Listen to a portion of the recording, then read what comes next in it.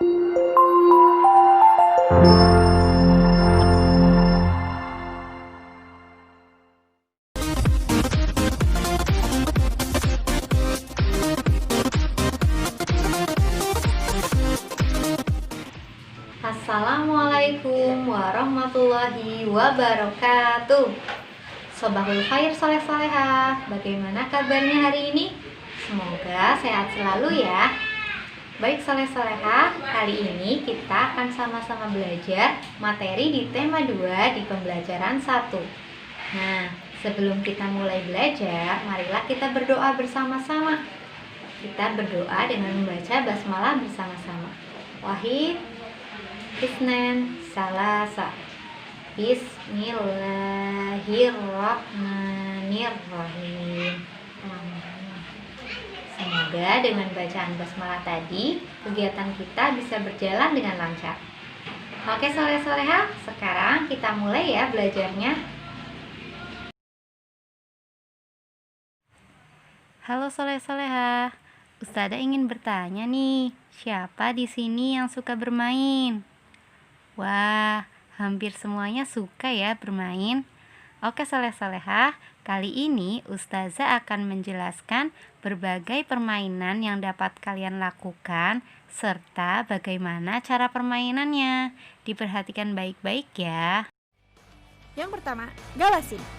Galasin adalah permainan yang dilakukan berkelompok. Permainan yang bersifat menghadang lawan dan badan yang sedang menjaga bertugas seperti pintu gerbang yang mencoba menghalau lawan yang mau melewatinya. Kedua, egrang. Permainan yang menggunakan bambu sebagai pijakan ini memang saat ini sudah sangat jarang ditemui, kecuali dalam festival-festival tertentu. Rasa percaya diri sangat berpengaruh pada permainan ini. Di saat percaya diri sudah tumbuh, otomatis keseimbangan tubuh juga akan terjaga. Engklek atau yang bisa disebut sebagai taplak ini memang dimainkan di jalan raya yang bisa digambar menggunakan kapur atau batu bata. Biasanya permainan ini hanya dimainkan oleh anak-anak perempuan secara individu. Filosofi yang terkandung congklak.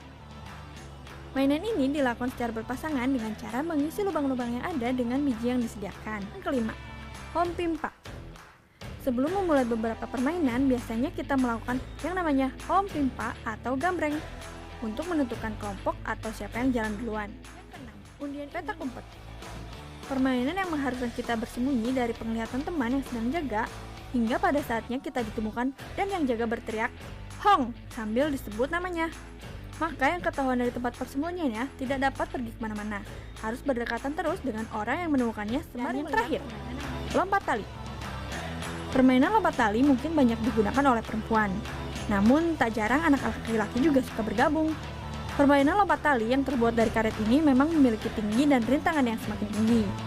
Makna dari permainan ini adalah dalam permainan ada beberapa aturan yang harus kita penuhi. Di antaranya, yang pertama, kita harus tertib. Saat bermain, kita tidak boleh bertengkar dengan teman-teman kita. Yang kedua, kita harus sportif. Dalam permainan, kita tidak boleh melakukan kecurangan. Dan juga, meskipun kalah, tidak boleh marah ataupun bersedih. Ketika bermain, kita harus tetap mengenal waktu. Jangan sampai karena terlalu asik bermain, kita jadi melupakan sholat, makan, istirahat, dan lain sebagainya. Ketika bermain, kita juga harus tetap mengutamakan keselamatan kita. Sehingga alangkah baiknya ketika akan bermain, kita juga menggunakan perlengkapan untuk menjaga keselamatan diri kita ketika bermain. Ketika akan bermain, kita juga harus tahu apakah permainan itu berbahaya atau tidak bagi kita. Jika permainan itu berbahaya bagi diri kita, sebaiknya jangan dilakukan ya. Yang terakhir, sebagai anak yang soleh dan solehah, setelah selesai bermain, maka kita harus merapikannya. Tidak boleh setelah bermain membiarkan mainannya berserakan. Itu adalah contoh yang tidak baik ya. Dalam kehidupan kita, tentunya kita seringkali mendengar berbagai macam bunyi.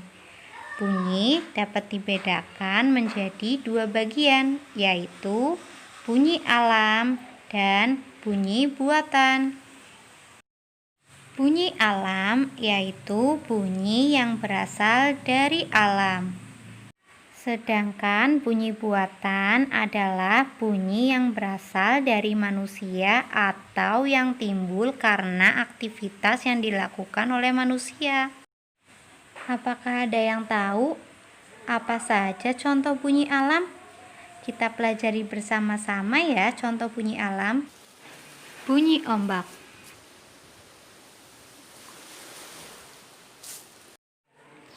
bunyi angin,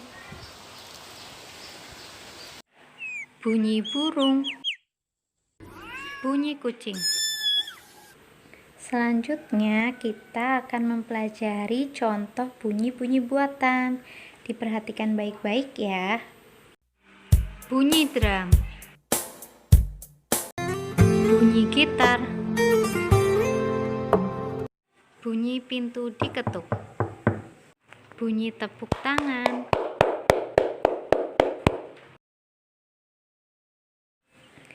itulah tadi contoh-contoh dari bunyi alam dan bunyi buatan. Nah, sekarang kita akan belajar menyanyi dan menari lagu tepuk tangan. Disimak baik-baik ya. Tepuk tangan dahulu, bunyi gerakan kakimu, berputar di lingkaran, mari bersama kembali ke tempat semula. Alhamdulillah ya soleh-solehah, hari ini pembelajaran kita telah selesai. Jadi kita sudah belajar banyak hal. Yang pertama, kita sudah belajar tentang berbagai macam permainan. Yang kedua, kita belajar tentang aturan bermain. Yang ketiga, kita sudah mempelajari tentang bunyi. Dan yang terakhir, kita sudah belajar tentang lagu tepuk tangan. Baik soleh-solehah, semoga semua yang kita pelajari bisa bermanfaat ya untuk kalian semua. Oke soleh-solehah, marilah kita akhiri pembelajaran hari ini dengan membaca hamdalah bersama-sama. Alhamdulillahirabbil alamin. Oke, sekian dari Ustazah. Sampai jumpa di lain waktu. Wassalamualaikum warahmatullahi wabarakatuh.